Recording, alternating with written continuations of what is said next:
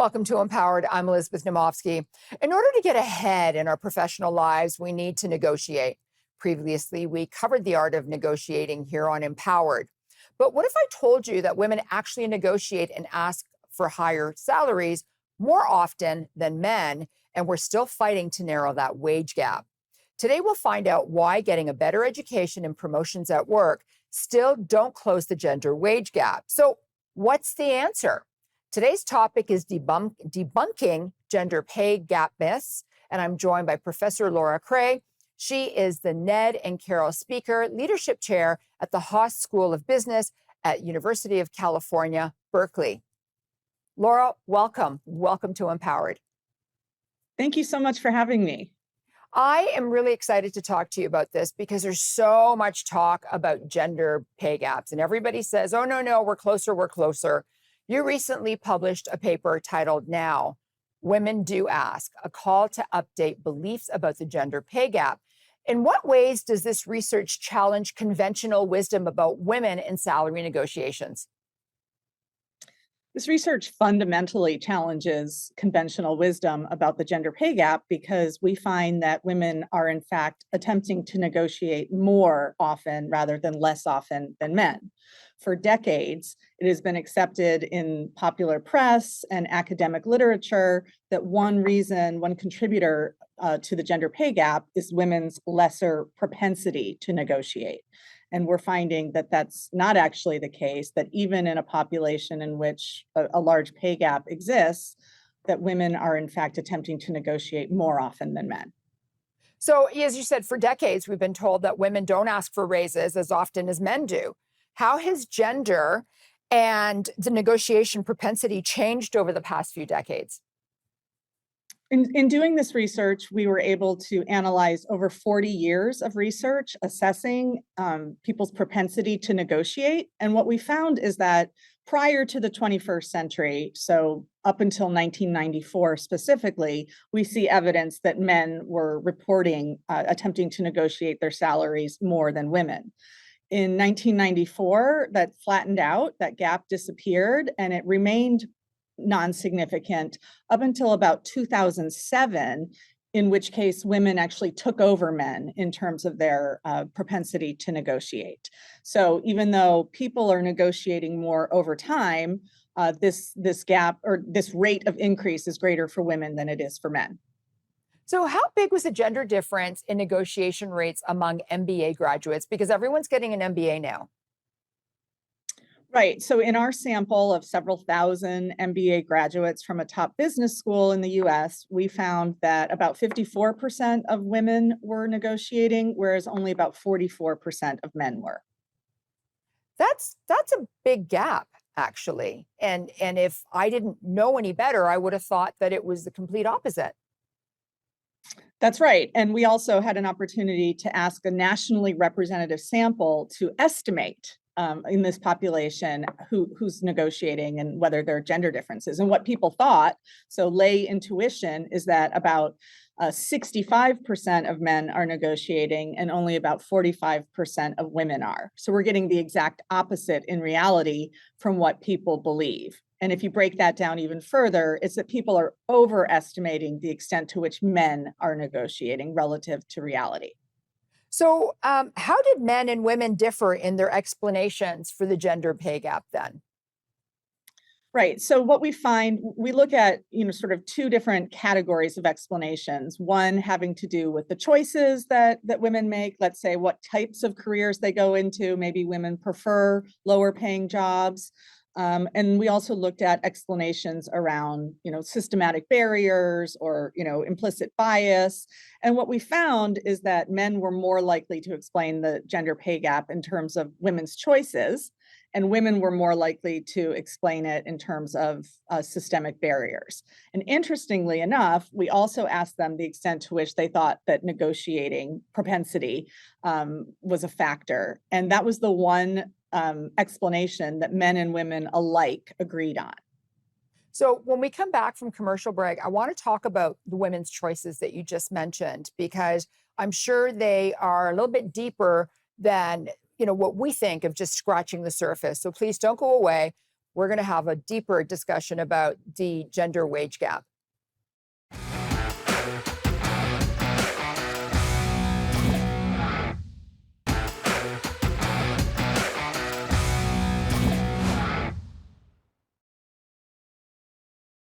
Welcome back to Empowered. I'm Elizabeth Naumovski. Today's topic is debunking gender pay gap myths. Laura, before we went to commercial break, I had asked you, how did men and women differ in their explanations for the gender pay gap? And you talked about women's choices. What were those? Right. So choices could encompass any number of factors, including preferences. What kind of work do men and women choose to do? Also, how many hours do men and women choose to work? Choices could include, sort of a desire for leadership, right? The extent to which women are interested in promotions, and it's not to say that none of these factors are relevant for explaining a portion of the gender pay gap. But, and I also want to note that overall, men and women alike endorsed the systemic barriers more than they did the choices, but men endorsed the choices more than women did, if that makes sense. Mm-hmm, mm-hmm. So you found that despite asking as often as men, women face more rejection in negotiations. Can you help us understand this paradox? Right. So the paradox is that the gender pay gap is not because women are not asking, but rather it could be that they're facing more resistance when they do ask. And so that's actually what we found in our sample. And this is a finding that we've replicated from a nationally representative sample in Australia as well. So there seems to be widespread evidence that conditional on asking for a raise or a promotion, women are more likely to be turned down. And when we try and understand what could be accounting for this, we also see that in the literature, some recent research showing that women are more likely to be turned down and have the negotiation end in no deal when they have a strong alternative as opposed to a weak alternative. And so we interpret this as evidence consistent with what we call backlash against powerful women.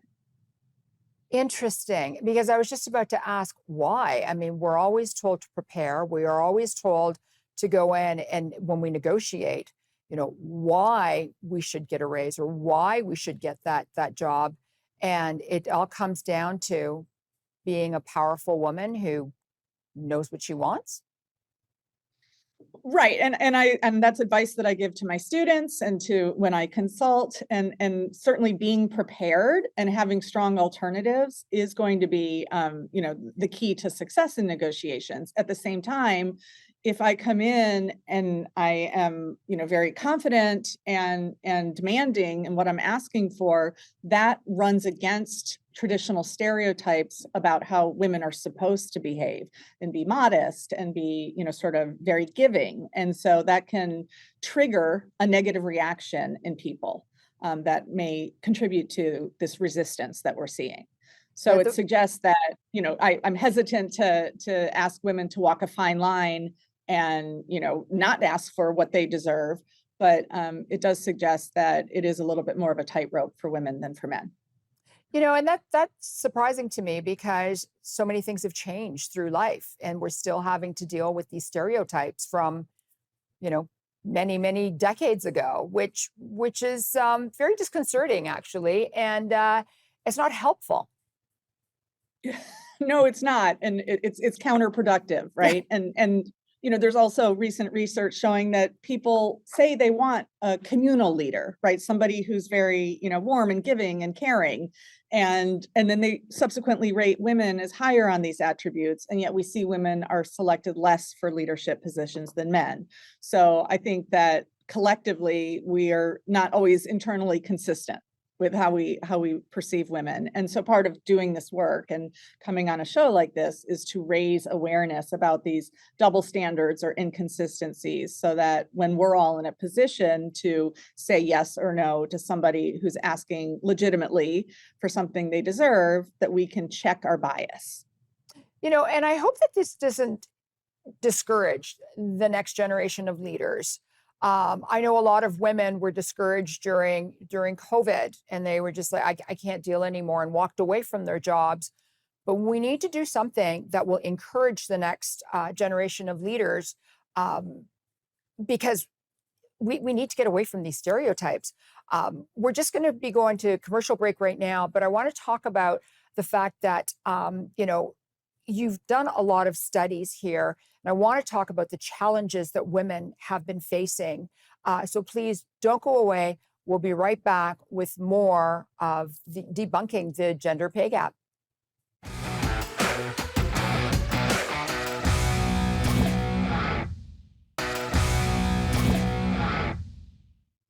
Welcome back to Empowered. I'm Elizabeth Naumovski. Today's topic is debunking gender pay gap myths.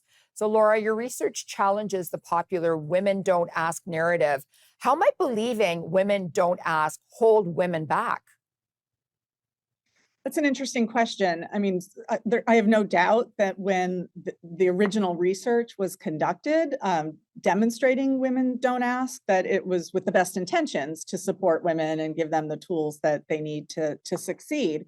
But because it's no longer true, it's important to update the belief. And that's essentially because holding the belief that women don't ask is what we call, it justifies the system, it justifies the status quo.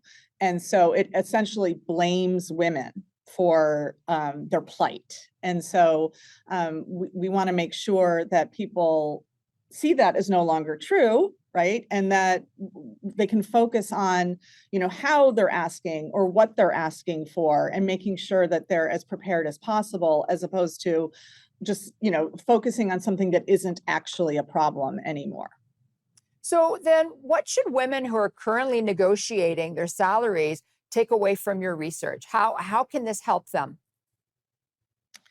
Well, first of all, it depersonalizes a little bit of what we may be experiencing. We may be experiencing anxiety, we may be encountering resistance, and I find it helpful to take a step back and see the bigger picture of what may be contributing to this, so that it's not, that I'm fundamentally flawed here, or I don't know what I'm doing, right? So that can help to empower women, just to understand what the game is that we're playing. And it also, women can take this information and again, make sure that they have, up to the minute market data, that they've done everything that they can to develop their alternatives, that they've worked to gain, support in their network for what it is that they're asking for. And so by, kind of taking away a barrier that is perceived and not real, then we can dedicate our energies to focusing on where the real problems lie. So you recently published a paper entitled "The Gender Gap in Managerial Span of Control: Implications for the Gender Pay Gap." Can you explain what span of control means and why it matters for the gender pay gap? Gender pay gap. Tongue twister. Yes, it is. Yeah, so span of control is a fancy term for how many direct reports do you have? How big is your team that you're leading? And so in another paper, again, looking at MBA graduates of the top business school, we surveyed these graduates and asked them how many direct reports they had. And understandably, people who are higher ranking within their organization, so if they're in the C-suite, or if they are a vice president, they're going to have more direct reports than if they're a manager, right? Or at the director level. And so, but what we're finding is that even within the same hierarchical level, that men tend to have larger teams than women do. And in our analyses, where we were able to predict compensation as a function of a whole host of characteristics about the individuals and the jobs, we found that span of control was a unique contributor to salary and compensation. So the fact that women are leading smaller teams is corresponding with lower compensation. So how did you first discover this pattern then? It was a year on sabbatical at the Center for Advanced Study in the Behavioral Sciences at Stanford. And I was given a large data set and spent many months kind of, trying to understand it and found this surprising pattern in there that my co-author Margaret Lee and I then decided to run a number of experiments that helped us to understand psychologically what could be going on in the minds of decision makers that would lead them to allocate larger teams to men than to women. So my question again is, why does the pay gap still persist? There's so much research out there. You've just proven it all. Well, because as humans, so I'm a psychologist by training, and so I spend a lot of time looking at, sort of the ways in which we take mental shortcuts, right, to simplify the world around us so that we can make quick decisions. And so that's where we rely on heuristics or rules of thumb to guide us. And so we have expectations about men versus women that can influence, sort of what we think people want, what kind of skills we think people have. And if left unchecked, these stereotypes can very much influence how we make decisions. And this can help us to get by in a very, very complex and dynamic world, but can also lead us to make mistakes. Okay, don't go away. We'll be right back.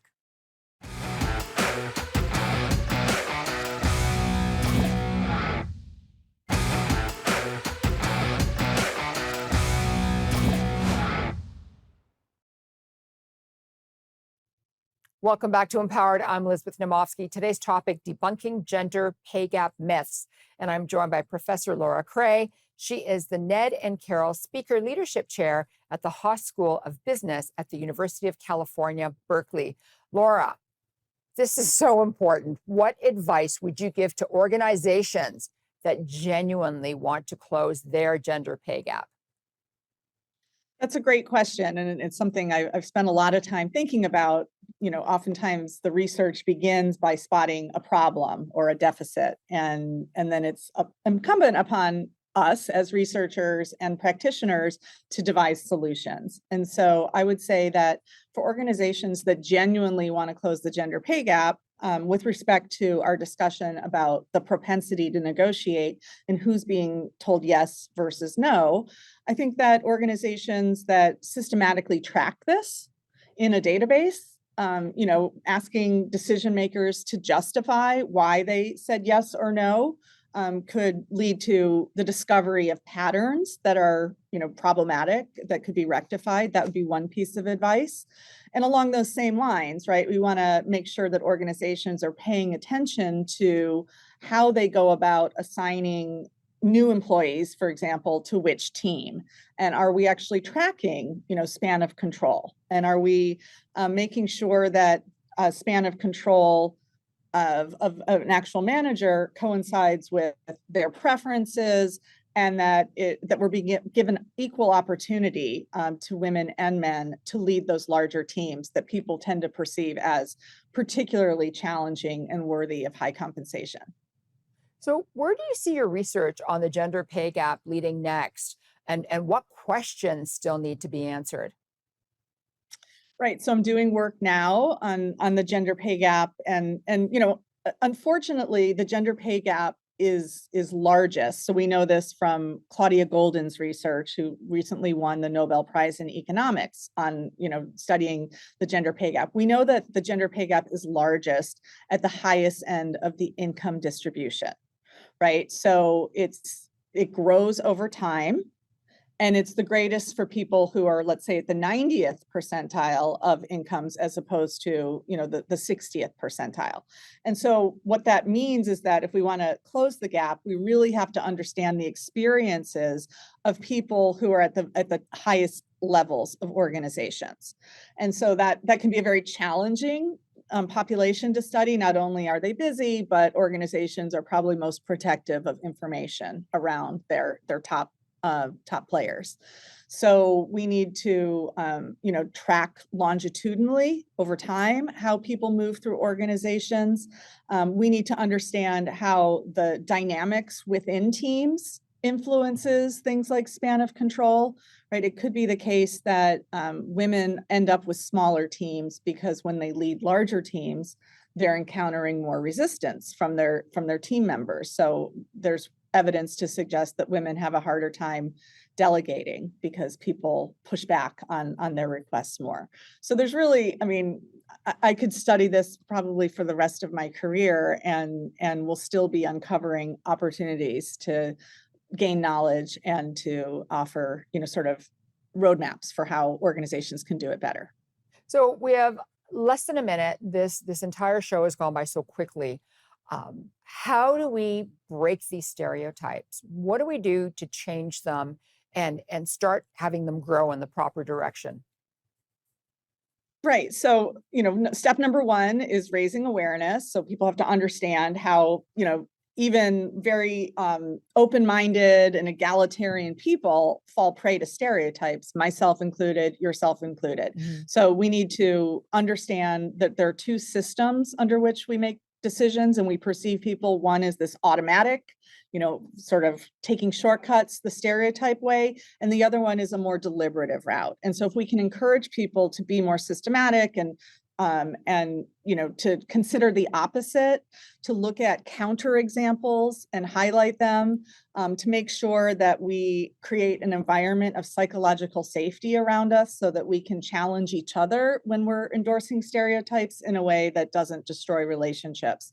I think all of that will move us in the direction of seeing people as individuals rather than just members of a particular social category. Thank you so much, Laura. Thank you. If decisions about the sizes of teams women and men lead are based on outdated stereotypes, then a responsibility gap can merge that leaves women earning less than men. Bye for now.